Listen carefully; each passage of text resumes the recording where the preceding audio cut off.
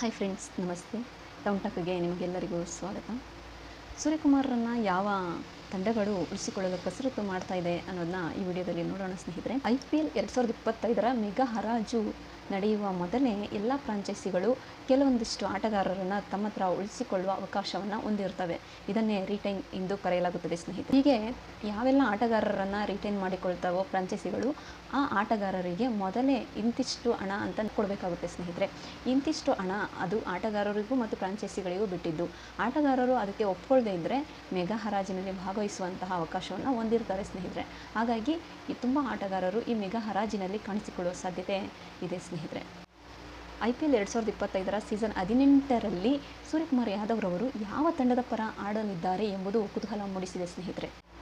ಮುಂಬೈ ತಂಡದ ಪರ ಆಡುತ್ತಿದ್ದ ಸೂರ್ಯರಿಗೆ KKR ಫ್ರಾಂಚೈಸಿಯು ಕೋಟಿ ಮೊತ್ತದ ಬೃಹತ್ ಆಫರನ್ನು ನೀಡಿದೆ ಸ್ನೇಹಿತರೆ. ಅಷ್ಟೇ ಅಲ್ಲ, ನಾಯಕತ್ವದ ಚಾನ್ಸನ್ನು ಕೊಡೋದಾಗಿ KKR ಫ್ರಾಂಚೈಸಿಯು ತಿಳಿಸಿದೆ ಸ್ನೇಹಿತರೆ.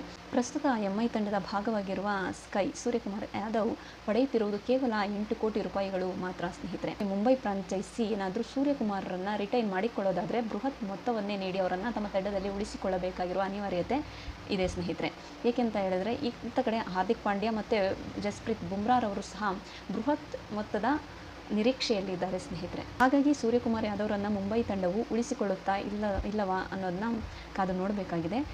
ಒಂದು ವೇಳೆ ಉಳಿಸಿಕೊಂಡ್ರೆ ಬೃಹತ್ ಮೊತ್ತವನ್ನು ಸೂರ್ಯಕುಮಾರ್ ಯಾದವ್ರಿಗೆ ನೀಡೋದು MIಗೆ ದೊಡ್ಡ ಸವಾಲಾಗಿದೆ ಸ್ನೇಹಿತರೆ.